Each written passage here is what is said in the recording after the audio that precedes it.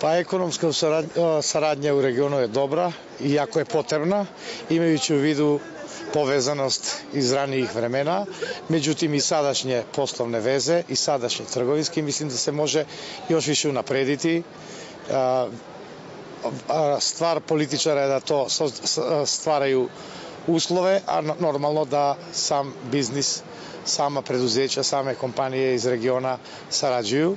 Međutim, ovaj samit i drugi samiti su baš u funkciji toga da se uspostave neke početne stvari, a kasnije da krene u realizaciju, imajući u vidu da je blizina, povezanost regiona i transportni troškovi koji su za mnoge robe, za mnoge proizvode veoma bitni, dolaze do izražaja ako se radi o regionalnoj saradnji.